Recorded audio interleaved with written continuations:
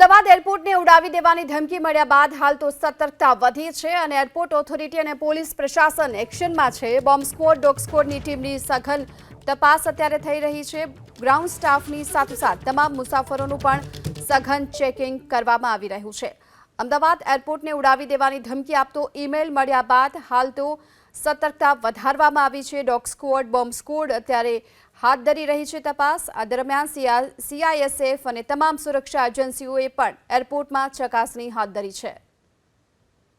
અમદાવાદ એરપોર્ટને બોમ્બથી ઉડાવી દેવાની ધમકી આપતો ગઈકાલે એક ઈમેલ આવ્યો હતો અને ત્યારબાદ અમદાવાદ એરપોર્ટ ઓથોરિટી તેમજ પોલીસ પ્રશાસન છે તે એક્શન મોડમાં આવી ગયો છે। જો કે બીજી વખત આ બોમ્બથી ઉડાવી દેવાની જે ધમકી છે આપતો ઈમેલ છે તે અમદાવાદ એરપોર્ટ પર મળ્યો હતો અને જ્યારે આ ધમકીભર્યો ઈમેલ આવ્યો હતો ત્યારે પોલીસ પ્રશાસન પણ દોડતું થઈ ગયું હતું। જો કે ગુજરાતનું સૌથી વ્યસ્ત રહેતું આ અમદાવાદ એરપોર્ટને બોમ્બથી ઉડાવી દેવાનો જે ઈમેલ કરવામાં આવ્યો હતો, પરંતુ આ ઈમેલ કોને કર્યો છે તે હજુ સુધી તેની જાણ થઈ નથી। ન માત્ર અમદાવાદ પરંતુ ભોપાલના રાજા ભોજ એરપોર્ટ, દિલ્હી, જયપુર, અમદાવાદ, લખનઉ, પટના, અગરતાલા, ગુવાહાટી, જમ્મુ, ઔરંગાબાદ આ તમામ એરપોર્ટ પર પણ બોમ્બથી ઉડાવી દેવાની જે ધમકી ભરેલો જે ઈમેલ છે તે આપવામાં આવ્યો છે અને ત્યારબાદ જે ગ્રાઉન્ડ સ્ટાફ અને જે એરલાઇન્સના સ્ટાફને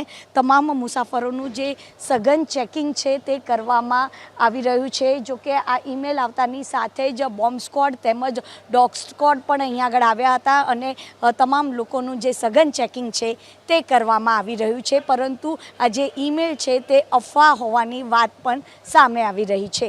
કેમેરામેન યુવરાજ લીલા સાથે રાજલ બારોટ, ABP અસ્મિતા, અમદાવાદ।